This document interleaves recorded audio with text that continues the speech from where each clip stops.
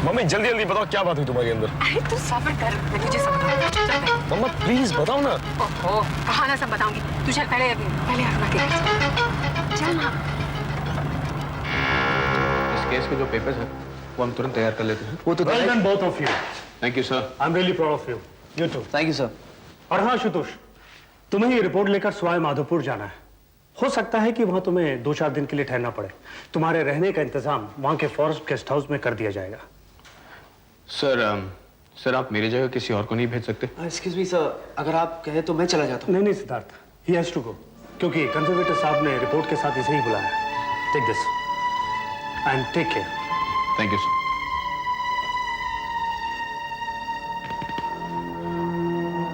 चलो।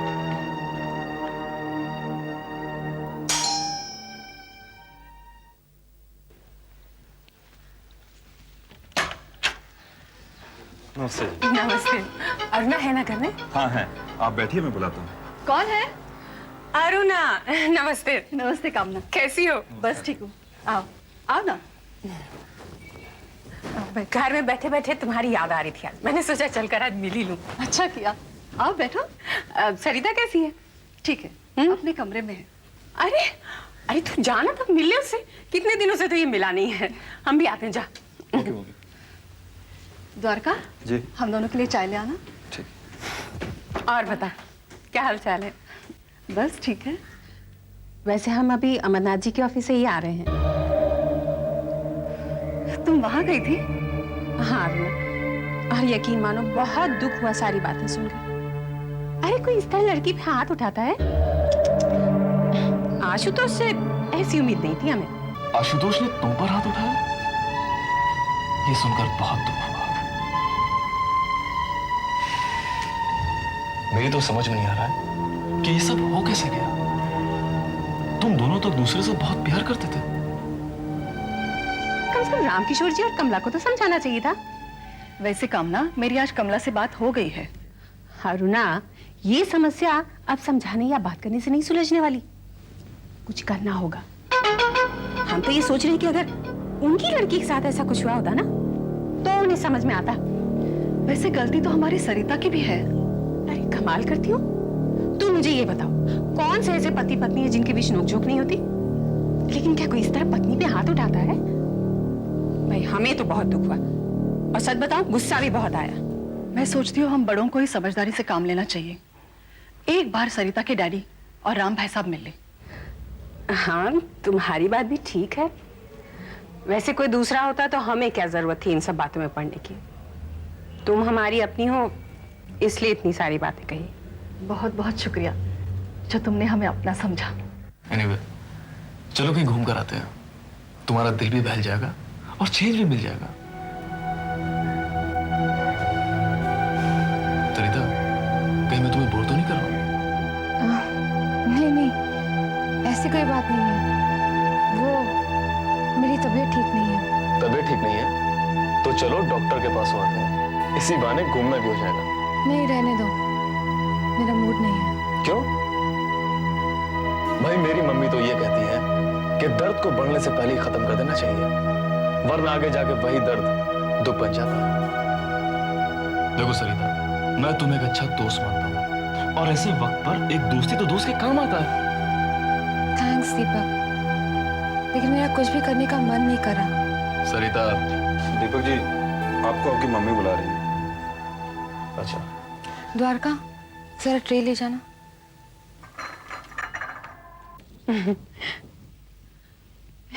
लगता है सरिता और दीपक एक दूसरे की बातों में ऐसा खो गए हैं, ये भी भूल गए हैं कि हम यहाँ इंतजार कर रहे हैं, है ना? जानती है, हमारे दीपक जहाँ कहीं भी होता है ना, वहां कोई बोर हो ही नहीं सकता। सचमुच। ये तो अच्छी बात है। अरे तू फिक्र मत कर, हम रोजाना उसे यहाँ भेज दिया करेंगे सरिता को कंपनी देने के लिए। फिर तेरी खबर भी रहेगी और सरिता को कंपनी भी मिल जाएगी। ठीक है ना? चल चल देखते हैं क्या कर रहे हैं। चलो सरिता, कम से कम मम्मी से तो मिलो, वरना वो क्या सोचेंगी। मेरी तरफ से सॉरी कह देना प्लीज। हेलो सरिता। अरे बैठो बैठो। कैसी हो बेटा? बस ठीक ही हूँ। देखो बेटा, अगर बिल्कुल ठीक होना चाहती हो ना, तो जो कुछ तुम्हारे साथ हुआ है उसे भूल जाओ। मत सोचो उसके बारे में। अब तुम सिर्फ अपने बारे में सोचो, और अब तुम्हें किसी भी बात की फिक्र करने की जरूरत नहीं है, समझी? मम्मी, अब इसे और आंटी को कोई फिक्र करने की जरूरत नहीं है, क्योंकि मैं इसको एक मिनट के लिए भी बोर नहीं होने दूंगा। मैं इससे मिलने के लिए रोज आऊंगा। ओके? ये तो अच्छी बात है। अच्छा, अब ना हम लोग चलते हैं, लगता है अमरनाथ जी को आने में देर हो जाएगी। ठीक है बेटा, अपना ख्याल रखना। हाँ जी। चलो। बाय सरिता। आइए मैंने चलो।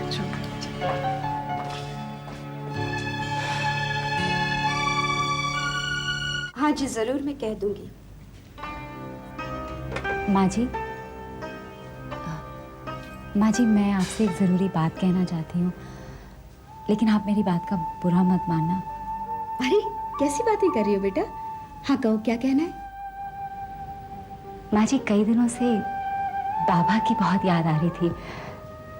अगर आप कहें तो बाबा से मिलाऊं? मेरे ख्याल से तो बेटा कुछ दिन बाद चली जाती तो ठीक रहता। तुम्हारा इस वक्त जाना ठीक नहीं रहेगा। कुछ ही दिनों की तो बात है माँ जी, मैं जल्दी वापस आ जाऊंगी।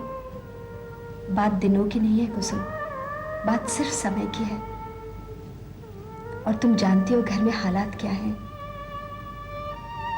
मैं जानती हूँ तुम जो कुछ भी सोच रही हो वो सच है, लेकिन इस वक्त तुम्हारे बाबा तुम्हें जाने की इजाजत नहीं देंगे। इसलिए मैं आपसे कह रही हूँ माँ जी। मैंने फोन पर सरिता से भी कह दिया है कि मैं जा रही हूँ। तुमने सरिता से कब बात की थी? आज ही। अच्छा मुझे एक बात बताओ, क्या तुम्हारे जाने से सरिता वापस आ जाएगी, या सरिता के दिल में जो विचार हैं वो उसके दिल से निकल जाएंगे? सरिता तो हमसे रूठ कर चली गई है, इधर नम्रता भी हॉस्टल चली गई है। अब अगर तुम भी चली जाओगी तो ये घर कितना सूना हो जाएगा बेटा।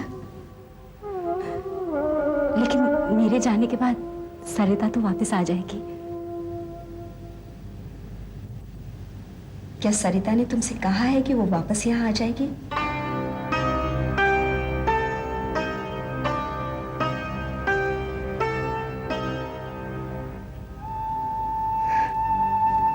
अब मैं समझ गई तुम्हें आज अचानक अपने बाबा की याद क्यों आ गई। नहीं कुसुम, इस समस्या का हल तुम्हारे जाने से नहीं होगा बेटा। हाँ, अगर फिर भी तुम जाना चाहती हो तो इसकी इजाजत अपने बाबा से ले लेना। अगर वो जाने के लिए कहे तो चली जाना।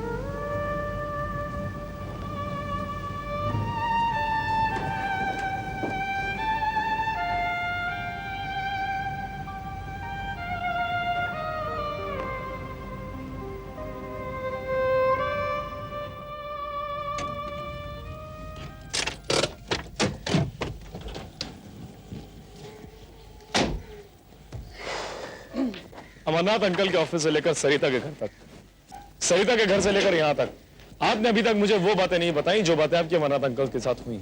मैं तो बस बोर हो गया हूँ। इधर कहाँ जा रही हैं? अंदर चलिए ना। तू चल यहाँ बैठ, अभी अंदर नहीं।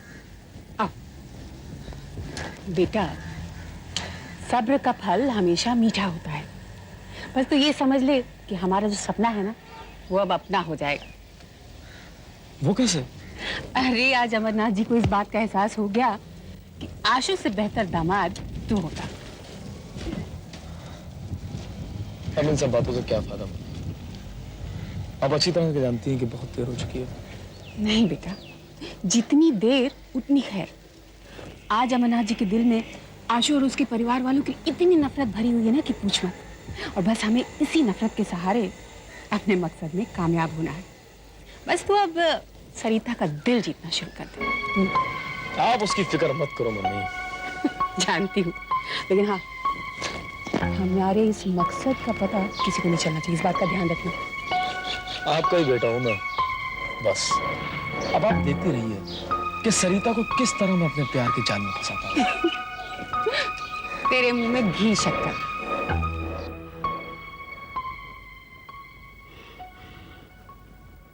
इन हालात में तेरा जाना ठीक नहीं लग रहा। माँ मैं तो खुद ही जाना नहीं चाहता। तो डीएफओ साहब से रिक्वेस्ट क्यों नहीं करता? मैंने डीएफओ साहब से रिक्वेस्ट की थी, कहा था कि मेरी जगह किसी और को भेज दें, पर उनका ये कहना है कि कंजर्वेटर साहब सिर्फ मुझसे मिलना चाहते हैं। तुझे वहां कितने दिन रुकना पड़ेगा? माँ कम से कम 3-4 दिन तो लग जाएंगे, पर आप फिक्र मत कीजिए, मैं हर रोज आपको फोन किया करूंगा।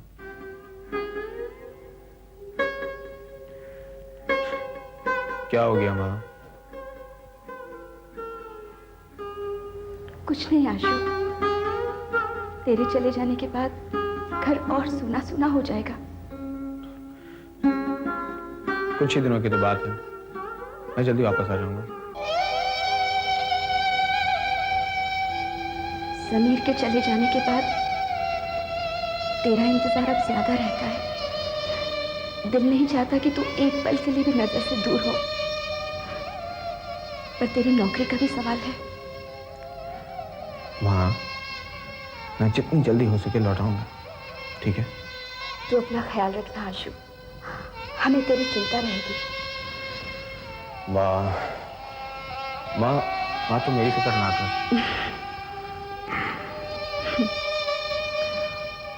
अच्छा मैं चलूं, मुझे जाने की तैयारी करनी है।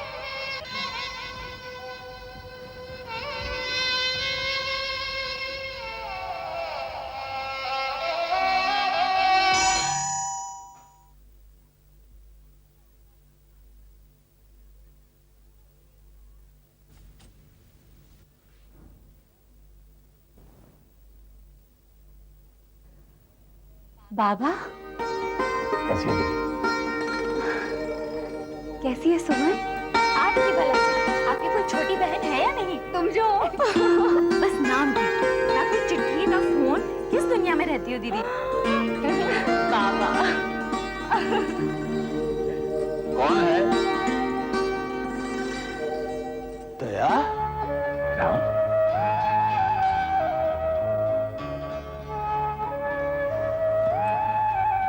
अरे दया भाई साहब, आप? भाभी जी नमस्ते।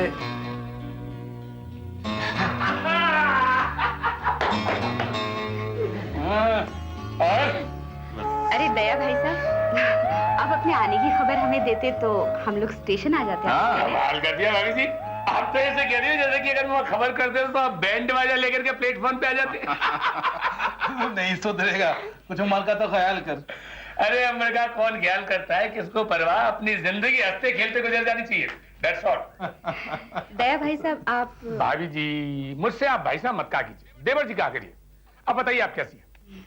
बस भगवान की कृपा है। आपको यहाँ देखकर बहुत खुशी हो रही है। खुशी होनी भी चाहिए। वैसे हम लोग आपको आने से पहले बताना चाहते थे, फिर लगा कि अचानक चल के सरप्राइज क्यों नहीं दे। ये तो बहुत अच्छा किया। वैसे कुसुम भी आपको याद कर रही थी। झूठ, एकदम झूठ। याद करने वाले हमारी तरह होते हैं, हमें याद आई और हम चले आए मिलने। अरे सुमन, मैं बिल्कुल सच कह रही हूँ। कुसुम भी तुम्हारे पास आने की सोच ही रही थी। ये एक ही बात है। कुसुम यहाँ से जाती, इससे अच्छा ये हुआ कि ये लोग यहाँ आ गए। इस बहाने हम सब लोग मिल लिए। आ जा। ये भी ठीक है भैया, जिनको इंसाफ से मिलना हो वो इनके पास चलाए, इनको तो अपने घर से निकलने की फुर्सत है। नहीं नहीं, ये बात नहीं है। वो क्या है कि घर से बाहर निकलना हो ही नहीं पाता है। बेटा राम, कौन है? नमस्ते बीजी। अरे दया शंकर, सुखी रहे। कैसी तबीयत है आपकी? अरे तबीयत का क्या, बुढ़ापा है।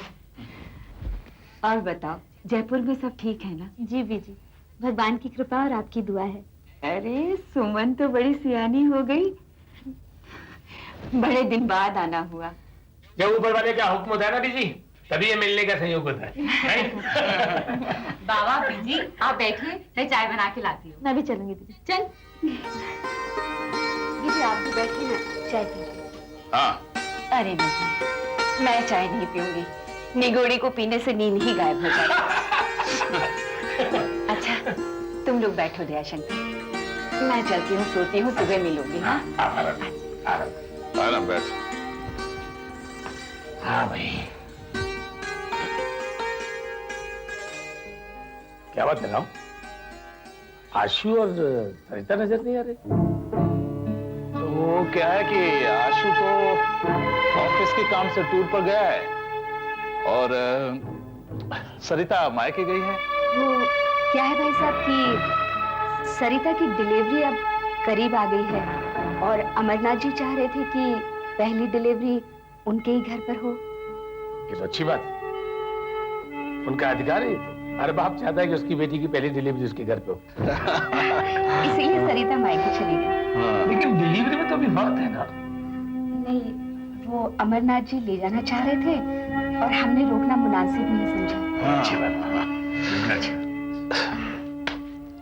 क्या बात है तू? ये तबीयत अभी तो ठीक है ना? है बिल्कुल ठीक है। क्यों तबीयत, मेरी तबीयत को क्या हुआ? नहीं तो कुछ खामोश खामोश सा, कुछ डिस्टर्ब सा दिखाई दे रहा था अभी। नहीं वो क्या है कि वो क्या नहीं भाई साहब, वो सुबह से ही इनके सर में जरा दर्द है। हाँ तो सर दर्द की गोली खिलानी चाहिए थी ना यार, क्या? लेकिन अब गोली खाने की जरूरत नहीं पड़ेगी, सर दर्द भाग जाएगा। वो कैसे? मेरा हमदर्द आ गया ना इसलिए।